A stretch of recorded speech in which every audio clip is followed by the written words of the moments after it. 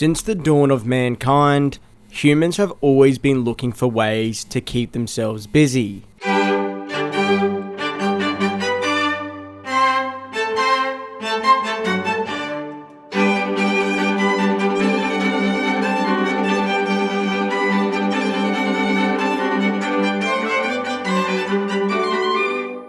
But one of the most popular ways humans do that is sport. Whether it's baseball, racing, basketball, or football, no, I said football, it has always managed to bring out something primitive in us. Some believe it's due to its similarities of warfare, with two sides battling back and forth to win the ultimate prize. Others think it's due to a built-in competitive nature that humans have, or maybe just the amount of dopamine you get when you watch your favorite team win. But nothing seems to fuel our primitive nature more than combat sports, especially boxing, which has been dated back to as early as 3000 BCE. There's just nothing more primitive than watching two people beat each other senseless until a winner is ultimately decided. This sheer brutality resulted in boxing being one of the most popular sports in the world throughout the 20th century. But in recent times, due to the biggest fights not being made, corruption within the sport, and the rise of the even more primitive UFC, boxing has seen itself in a decline for the past 20 years, especially when they have been doing events like this, and most recently whatever the hell this was. It seems like boxing is the sport equivalent of that old guy who tells you about the good old days for the 50th time and can't seem to move on from the past. Well, if the sport is going to do that, then as a fan of boxing, I'm going to do that also, to tell you about what I believe is the greatest sporting comeback of all time. George Foreman, yes, the George Foreman who made the grill you possibly cook food on till this day, is the man who holds the title for the greatest sporting comeback of all time, and you probably didn't even know it, but hopefully by the end of this video, you can agree with me.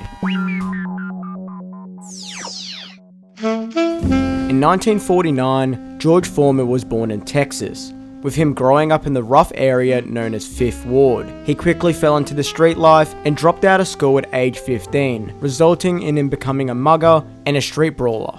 However, that would be short-lived after he saw some of his favourite athletes endorsing the program known as Job Corps, which was designed by President Lyndon B. Johnson to help the youth get free education and employment for those born in low-income areas. George would quickly join at age 16 and attain his GED, with him learning carpentry and forestry. But during this job training, he would find himself getting into fights with others. A Job Corps worker / boxing trainer would see his potential and push him to pursue boxing due to his large 6'3" frame and natural aggressiveness that would mix well in making a great fighter. George was a natural when it came to boxing and quickly started building a reputation as someone who could shut your lights out at any given moment. After just 2 years of training and competing in amateur boxing matches, George Foreman would make it to the 1968 Mexico Olympics, an insane achievement. But what he would do in the Olympics was even more impressive. Throughout his 4 Olympic matches, 3 would be finished by stoppage, including the final match which saw him win the prize gold medal. Him winning the gold medal after just 2 years of boxing is the equivalent of studying for 1 minute and then getting every answer correct on a test. A truly impressive achievement. Naturally, after winning a gold medal in amateur boxing, the next move was to go pro and try to win a championship belt to make the real big bucks. At age 20, George would turn pro and he would start showcasing his speed and devastating power against 37 opponents in a row.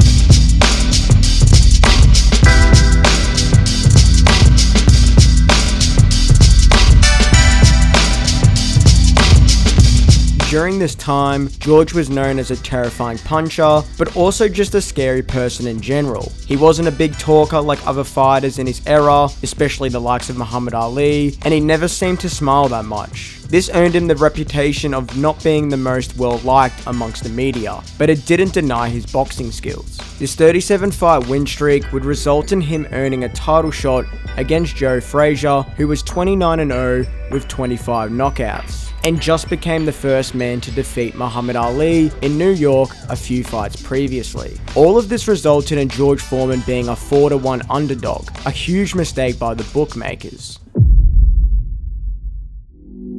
Foreman would go into this fight with pure killer instinct and drop Frazier not once, not twice, not 3 times, not 4 times, not 5 times, but 6 times, all in 2 rounds. A complete domination. This earned him the WBA, WBC, and the Ring World titles. He ultimately dedicated this win to the youth from his hometown to try and prove that anything is possible. Right now my fight is with all the young boys around Houston, 5th Ward, and around the world in the United States who feel that they ain't got nothing to do but to go somewhere and get high or something. My fight is in that ring, the ring of the world. I want to go out and preach what I've done, and that's my fight from now on. In his return fight 9 months later, Foreman would fight Jose Roman in Japan and finish the fight in 2 minutes.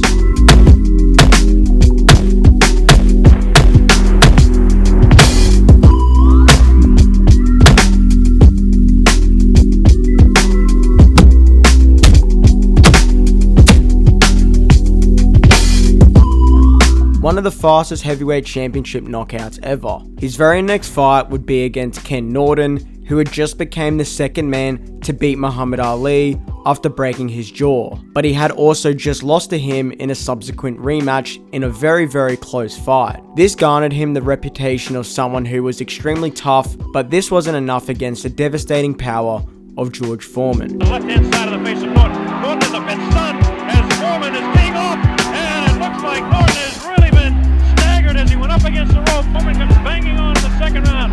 Norton goes down again. A left hand on the side of the head, and goes to the side of his head. A right uppercut, a left jab, and a vicious left sends Norton crumbling to the canvas. In the aftermath of the fight, there was only one clear contender, the only name he hadn't beaten yet, Muhammad Ali. Ali had redeemed his 2 losses and had looked good. Naturally, given how George Foreman had destroyed the 2 people that beat Ali with ease, people gave Ali 0 chance in this fight, and were just wondering what round Foreman would knock him out in. But obviously Ali would make you believe that he would win regardless. I done something new for this fight. I done wrestled with an alligator. That's right, I have wrestled with an alligator. I done tussled with a whale. I done handcuffed lightning, throw thunder in jail. That's bad.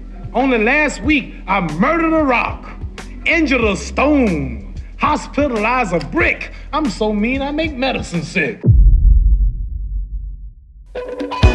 Ali came out dancing around the ring and started landing the biggest shots against Foreman, something that was extremely unexpected, but Foreman started to land big shots towards the end of the first round. Throughout the course of the fight, Ali would implement a never-before-seen strategy known as the rope-a-dope, where he would lean back on the ropes and take away all the force from George's punches or dodge them completely, and then counter with huge shots of his own, making George tired in the humid African climate. And then the 8th round would come. Ali was up on the scorecards and George was looking extremely tired, with Ali then doing what was called impossible. Ali, a sneaky right hand. Another sneaky right hand. This time he works over the shoulder of Foreman. It's a combination.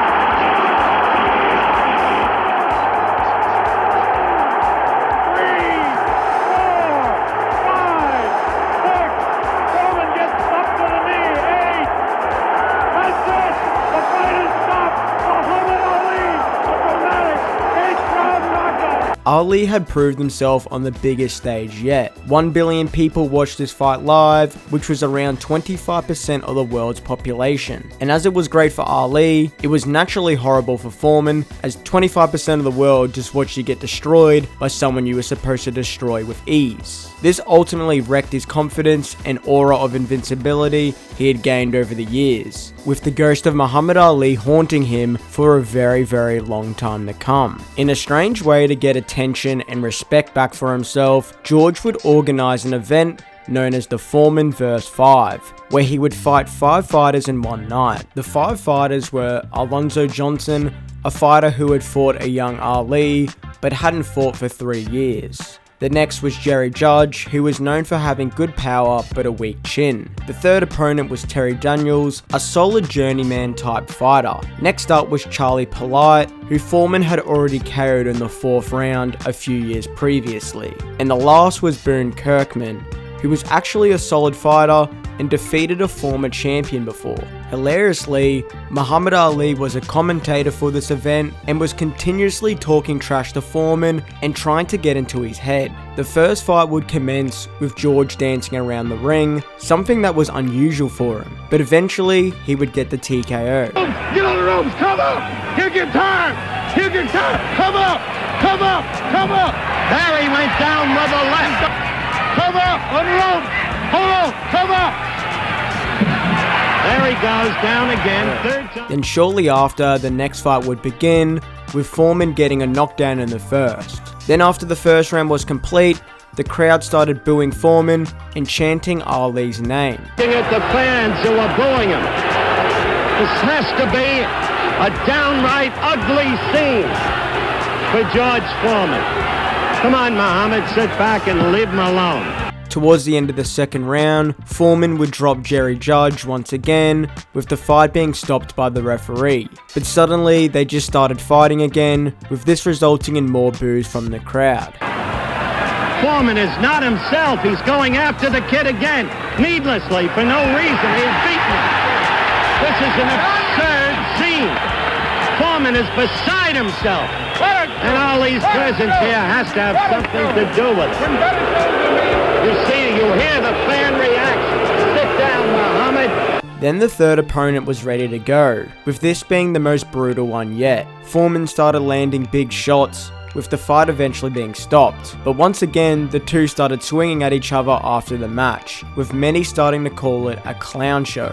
For the fourth fight, George started to look more tired than before, and the fight was at a slow pace to preserve his energy. This ended up being the first fight that wasn't stopped by the referee, but he won nonetheless. And then in the last fight, Foreman was exhausted, but still managed to knock his opponent down and entertain the crowd. At the end of the event, George called out Muhammad Ali for a rematch. He might be good, but as long as I'm around, he's second best. He beat a banana over there after. He didn't beat no George Foreman, man. How can you see that? How can he beat me? Where's he go? Can't beat me. In the next year, Foreman would do his first professional fight since the Ali loss and take on Ron Lyle, who was the 5th ranked heavyweight in the world, and this fight was an absolute war.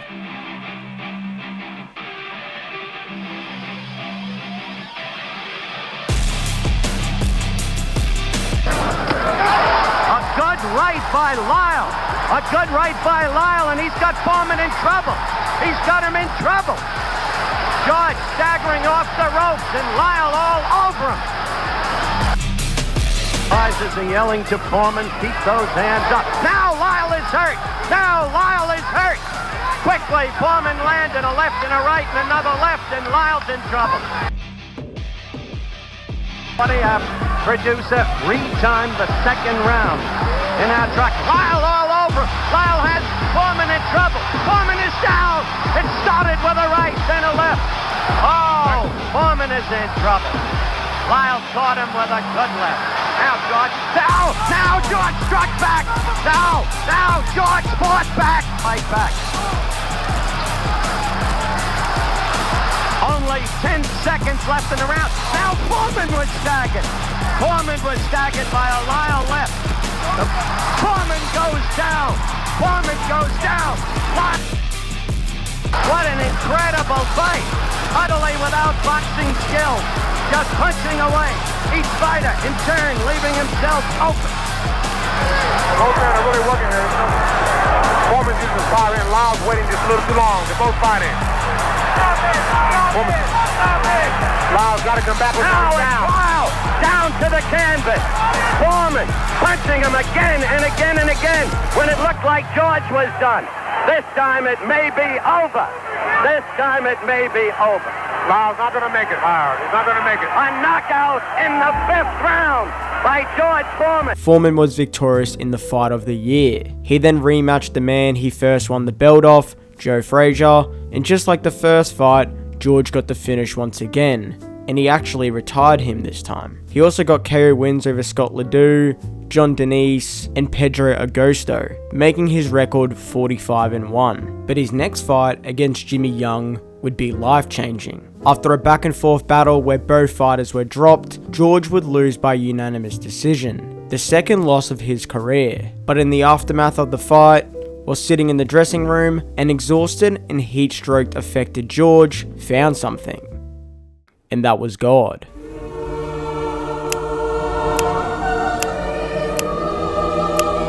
In 1877, I went back into the dressing room and I was just cooling off. And I started walking and cooling my body off, and I was just overtaken with that I was going to die. And I experienced a death in that room. When I left that dressing room, I was screaming the name of Jesus. Let me tell you, I went back and after I was snatched out of my body, and I don't know if you've ever been to the sea. As far off as you can see is nothing but water. Well, I saw it, but far off as I could see was nothing but people caught out in like a trap. And I know this place was hell, but I said, I don't care. If this is death, I still believe in God. Then I was snatched right out of that place and taken to another place of life. And back into my body, and I started screaming, that's all right, I'm dying for God.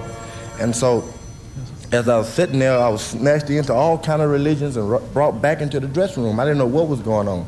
I saw death, I saw it. I mean, I had built my whole life on real estate and what I had in the bank. And I saw it all like a big joke. I saw the whole world crumble behind me, and all I had was nothing. And I started crying. I said, Lord, I don't want to die. And I was just talking to God. I can still box. He said, I don't want your money. I want you. But let me tell you, Jesus is alive. I started screaming words like, hallelujah, I've been born again. With this new religious experience, George retired from boxing at 28 years old and became a preacher on the street. Eventually, he used his earnings from boxing and built a church and youth center to help people in Houston stay off the streets and find God. But this wasn't cheap, and with his boxing career seemingly being over, his main source of income was gone. I gave it all up. Never wanted to see a boxing ring again. But a profound event occurred in my life. I got broke. You have all these children looking for opportunity, college. No, I had people I trusted to a fault. People you trust, right. They really stole my money, wasted it, burned it out. Because I had so much trust, I didn't even examine them to see what was going on. I lost everything. Wow. Everything because of trusting people. But by this time, it was 1987, 10 years since his retirement, and George was now 38 years old. An age pretty old for a boxer, as your prime years are from 28 to 35. He also looked vastly different. He was about 100 pounds heavier and bold. His former opponents like Muhammad Ali, Joe Frazier, and Ken Norton were all retired. There was no way George could make a comeback in a completely new era and compete against fighters like Mike Tyson, Evander Holyfield, Tommy Morrison, and Michael Moorer. But he certainly would try.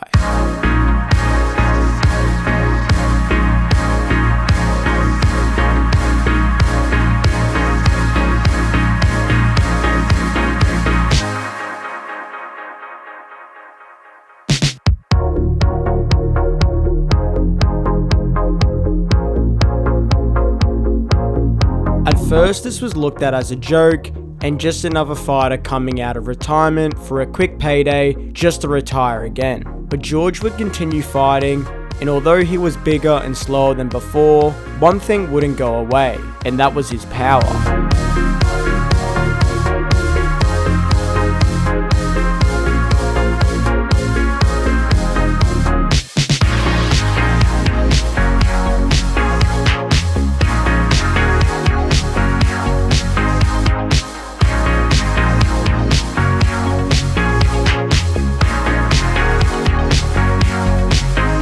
Eventually, as he kept winning, George would showcase his new personality. Back in the day, he was a man of few words and barely smiled, but in his second career, where he was more religious, he was a big friendly giant that the media liked and were rooting for his success, even knowing it seemed very likely that this new boxing journey would end up very badly for him and his health. He would appear in KFC and Doritos commercials, as well as a wide array of late night shows that furthered his likability amongst the public. Now, the fellow you're fighting is, I'm not familiar with. What's his Allison name? Rodriguez. Now, is he a good fighter? I hope not.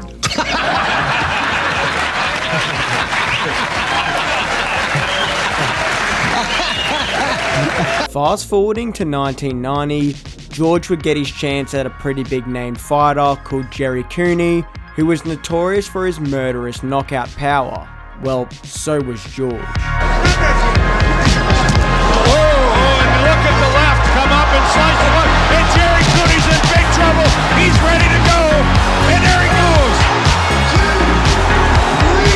Anything about how to survive, because he's got a minute, 8 seconds left. Oh, and that's it! Amazingly, George actually built himself up to a title shot against the prime Evander Holyfield. George was 42 years old and was fighting against all the odds. Many thought this was going to be the time where George's title aspirations would crumble before him, with him being completely outclassed. But during this fight, George showed great moments and even managed to stagger Evander in the 7th round. And again, Charlie Shipes reiterating to George Foreman, he says, keep in that defensive shell till you get inside, then go to work. You saw Foreman just reaching there and almost paid the price. Oh! I think he just knocked him off balance. I don't know if he hurt him. But his legs look unsteady right now. Holyfield looking a little wobbly. But it wasn't enough for George, with him losing by unanimous decision. Although he had lost the fight, George got massive respect from fans and media alike, with Evander years later explaining how hard George hit. To get hit, and and I asked him, I said, what did he hit me with? I'm like, all I know, I got cracked, and I go, what did he hit me with? He said, he hit you with a looping right. Because of this performance, mixed with a couple more impressive wins, George would get another title shot against Tommy Morrison, who was known for his devastating left hook. In the fight, a younger Tommy boxed on the outside and completely outclassed a 44-year-old Foreman. Things were looking rough for George, and it appeared that his aspirations in winning another belt were over, with him potentially never reclaiming what Muhammad Ali had taken from him all those years ago, something that still haunted him. But suddenly, after some classic boxing corruption, allegedly by Foreman's promoter Bob Arum, his very next fight was against Michael Moorer, who had 2 out of the 3 World Championship belts after beating Evander Holyfield in a shock win. Michael Moorer was a slick southpaw boxer and was 26 years old, and was expected to easily outbox a 45-year-old George Foreman. Basically, everyone doubted George's chances. Well, except for George.